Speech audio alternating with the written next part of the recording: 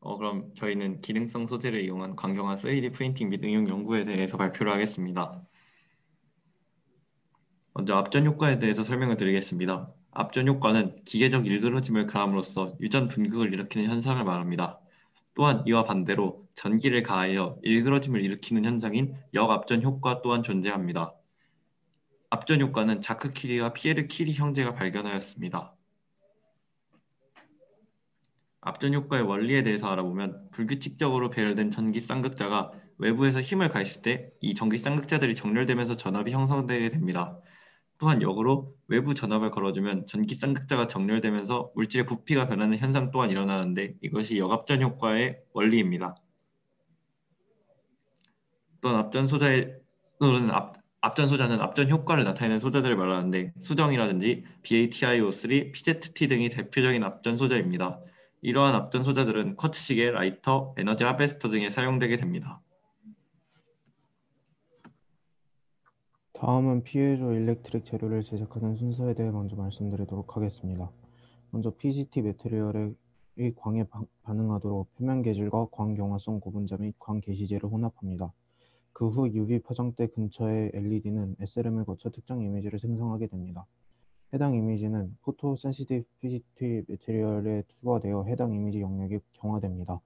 한 레이어가 경화되면 Z-액시스 엘리베이터가 포토센시티브 PGT 매테리얼을 한 레이어 상승시켜 다음 레이어에 다른 이미지를 투과시켜 경화됩니다. 정리해주세요. 다음은 PGT 레진의 준비 과정입니다. 0.6g의 PGT와 1.049g의 빙초산, 50g의 증류수를 초음파에 2시간 둔 후 1.049g의 TMSPM을 첨가한 뒤 5시간 동안 젓습니다. 상청액을 제거한 뒤 최소 2번의 사이클 이상 순수 에탄올에 분산시킵니다. 그 후 입자를 진공 혹은 심하지 않은 열로 밤새 건조시킵니다. 건조된 입자를 고에너지 보일밀을 사용하여 30분 동안 광경화성 수지와 혼합하여 혼합물이 균일하도록 만듭니다. 현재 이 밑에 있는 그림에 빨간색 네모로 쳐져 있는 부분이 TMSPM이라는 것을 볼 수 있고 이것이 PGT 파티클과 붙어 있는 것을 확인할 수 있습니다. 넘겨주세요. 제가 앞서 말씀드렸던 과정입니다. 0.6g의 PGT와 1.049g의 빙초산, 50g의 증류수를 장치에 둔 뒤 이때 PGT 입자들이 빙초산과 함께 증류수에 초음파로 분산되게 됩니다. 1.049g의 TMSPM을 첨가시킨 뒤 규범기로 섞습니다. 넘겨주세요. 원심분리 방식으로 상등액을 폐기하여 원심분리를 처리합니다. 입자를 진공 혹은 심하지 않은 열로 밤새 건조시킨 뒤 건조된 입자가 광경화성 수지와 혼합하게 됩니다. 넘겨주세요. TMSPM이 PGT 레진에 사용되는 이유에 대해 설명드리도록 하겠습니다. 광학적으로 인쇄된 복합 재료의 앞전 출력과 매트릭스에 기계적으로 결합하는 앞전 나노 입자의 능력 간의 연관성이 있는 것이 이유입니다. 또한 활성 앞전 결정과 폴리머에 작용하는 능력은 서로 상호작용이 강할수록 더 큰 전기적 출력을 낼 수 있다는 것 또한 이유입니다. 빙초산을 넣는 이유는 빙초산이 아크릴산이기 때문인데요. 아크릴레이트 폴리머를 형성하는 데 사용되는 아크릴레이트 모노머는 비닐 그룹과 카르복실산 에스테르 말단 또는 니트릴로 구성된 아크릴산의 구조를 기반으로 하므로 빙초산을 사용합니다. 일단 공추체 현미경에 대해서 그럼 발표하도록 하겠습니다. 공추체 현미경은 기존의 광학 현미경에 비해서 높은 해상력과 입체상을 관찰할 수 있는 능력을 가진 현미경으로 기존의 광학 현미경 같은 경우에 물체 아래에 광원이 있고 반사된 빛 중 초점면과 비초점면의 빛을 모두 영상하므로 유출이 있는 표면에 대해서 관찰하기 어려웠으며 최대 별도가 크지 못했습니다. 그래서 위에서 설명한 단점을 보완하기 위해 보완된 현미경이 바로 공추체 현미경으로 광원인 레이저를 반사 방식으로 하여 실을 반사시킴으로써 초점에서 나오는 빛만을 인식하는 방법을 사용하여 관찰하므로 유출이 있는 시류만을 관찰할 수 있으며 배율도 더 크게 할 수 있습니다. 아래가 광학 현미경과 공추체 현미경의 모습도입니다. 넘겨주세요. 공추체 현미경의 원리에 대해서 살펴보도록 하겠습니다. 공추체 현미경은 아래 그림과 같이 광원으로부터 나온 빛이 렌즈를 통해 불절되어 시료의 초점면에 맺히게 되면서 시료의 표면에 따라서 됩니다. 이러한 광선들은 다시 렌즈를 통해서 검출기로 들어가게 되는데 이때 검출기로 그대로 모든 빛들을 운동한 광학 현미경과 크게 다를 바가 없습니다. 그러나 아래 그림처럼 공추점은 슬립과 같은 피놀이 있어서 초점면에 맺혔다가 반사의 빛만 검출기로 들어오기 때문에 초점면에 맺힌 빛만 관찰되게 됩니다. 1, 2를 통해 관찰하는 과정에서 대물렌즈의 초점이 초점에 맺히지 않는다면 상이 산란되면서 흐릿해질 것입니다. 그러므로 공추체 현미경에서는 초점거리가 안 맞을 경우 시료의 위치, 혹은 렌즈의 위치를 이동시킴으로써 관찰을 용이하게 합니다. 연구해주세요. 그러면 공추점 현미경의 역사에 대해서 살펴보도록 하겠습니다.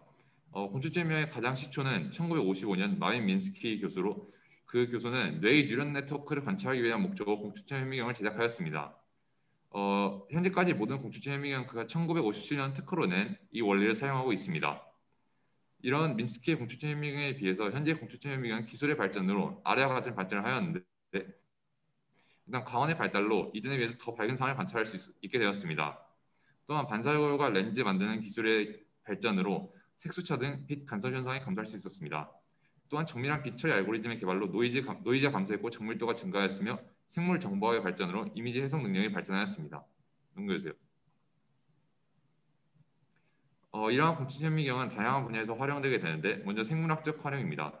생물학적으로는 3D 모델링의 용도로 사용되는데 공추점 현미경의 발전으로 3,3도 명확하게 관찰할 수 있으므로 이를 통해 뉴런을 관찰하는 시도가 이어지고 있고 멀티채널 공추점 현미경 같은 경우를 이용한다면 포유류의 두뇌 활동을 관찰할 수도 있습니다.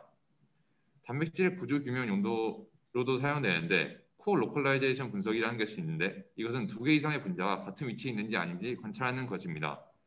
생물학적으로 복잡한 구조인 단백질 내에 어떤 물질들이 있는지 알기 위해서 이러한 기법을 사용하게 되는데 공추점 현미경의 분해능이 생물학적으로 의미 있는 단백질 대부분의 크기보다 더 작기 때문에 이것이 가능합니다. 공추점 현미경의 원리에 따라서 초점에 맺히는 빛만 관찰에 대한 성질을 사용하게 된다면 서로 비슷한 색을 구분해낼 수 있는 기기를 만들어낼 수 있습니다. 이러한 기기를 사용하여 생물학적으로 빛을 분리해내는 분광기의 용도로 공추점 현미경을 응용하여 사용하고 있습니다. 연구해주세요.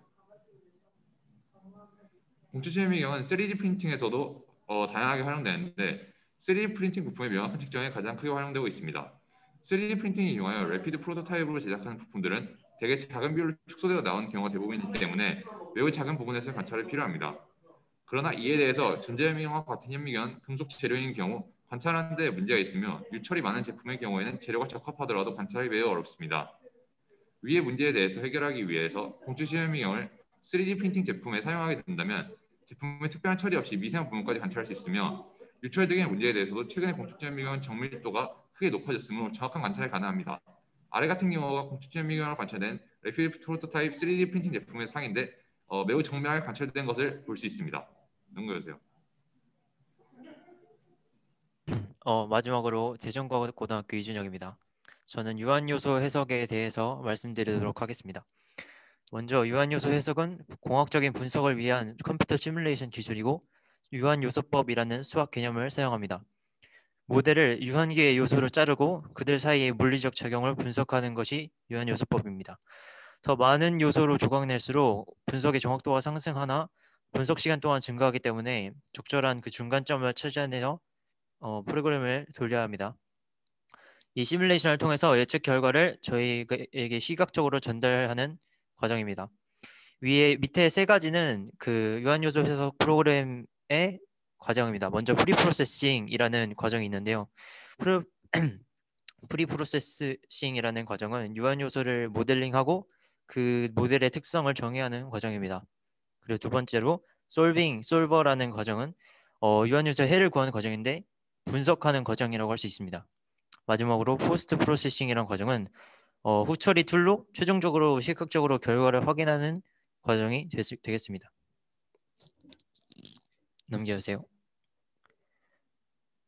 저는 이번에 콤솔이라는 유한요소 해석 프로그램에 대해서 조사를 했습니다. 한 종류로 많이 사용되는 프로그램이고요. 다중 물리현상 해석을 위한 프로그램이고 한국에서는 알투소프트에서 공급 중입니다. 다른 프로그램에 비해 여러 가지 물리현상이 엮여 있는 걸 유연하게 분석할 수 있고 또한 서로 영향을 주고받는 물리적 요소 해석에 특화된 프로그램입니다. 넘겨주세요. 이 유한요소 해석은 압전 현상을 분석할 수도 있는데요. 압전 소재로 구성한 물체에 대해서 현상을 분석이 가능합니다. 이 프로그램에는 오른쪽에 볼 수 있는 것처럼 23개의 압전 소재에 대해서 그가 갖고 있는 성질이 기본적으로 수치가 입력이 되어 있습니다. 밑에를 보시면 저 수많은 식과 그리고 요소들이 각각 압전 현상에 설명하는 데 들어가는 수학적 식인데요. 이 식에 사용되는 문자들에 대해서 그 값이 입력되어 있는 거고 만약 자신이 새로 원하는 물질을 추가하고 싶다면 그 성질 그 변수에 해당하는 값을 입력하여 새로운 물질을 추가하는 것도 가능합니다. 먼저 유한요소 해석에서 그 앞전 현상 피에조 일렉트릭에 대해 분석을 하기 위해서는 그 셀렉트 피직스 이러한 창을 통해서 선택할 수 있는데요. 수많은 디바이스 중에서 피에조 일렉트릭 디바이스라는 란이 따로 있고 그 안에 들어가면 오른쪽 사진과 같은 여러 가지 디바이스들을 사용할 수 있게 됩니다. 또한 어쿠스틱 피에조 일렉트릭 인터랙션이라는 두 가지 항목을 선택해서 또한 오른쪽에 있는 저 리스트에 있는 것들을 사용할 수 있습니다. 결국 유한요소 해석 프로그램을 이용해서 실험 목표에 맞는 시뮬레이션을 설정할 수 있게 됩니다. 왼쪽에 그 사진을 보시면 셀렉트 스터디라 되어 있고 그 밑에 여러 가지가 있는데 그 셀렉트 스터디에서 그러니까 자신이 어떤 요소를 분석할 것인지를 그 여러 가지 종류 중에 하나를 고르고 또한 다른 물리 현상을 추가하는 것도 가능합니다. 피에조 일렉트릭 말고도 열 팽창과 템퍼리처 커플링 같은 새로운 요소들을 추가하여 분석하는 것도 가능합니다. 감사합니다. 지금까지 K13팀이었습니다.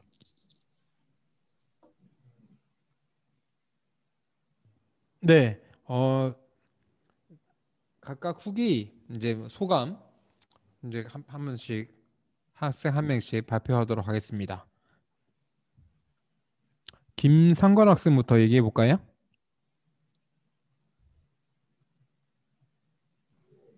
일단 처음에 되게 함께 연구를 할 수 있는 좋은 기회라고 생각해서 들어왔는데 막상 하다 보니까 좀 어려운 점도 많았고 좀 이해하기 어려운 것들도 있었는데 항상 조교님이랑 친구들이 좀 잘 알려주셔가지고 잘 따라올 수 있었던 것 같아요. 네, 다음 고세건 학생. 프리RP를 신청하면서 이제 뭔가 고등학교보다 더 좋은 실험 장비를 이용한 실험을 할 수 있을 거라 약간 기대했었는데 근데 코로나로 인해서 그 대학교에 직접 가지를 못하면서 직접 실험을 진행하지 못한 것이 아쉬웠습니다. 또한 이제 고등학교 3학년이 되어서 프리RP에 참가하기가 힘들게 되었는데 그래도 후에 제 진로에 맞는 대학교에 진학하게 된다면 이번 프리RP가 제게 좋은 영향을 끼치게 될 거라고 생각을 합니다. 네, 다음 신동훈 학생.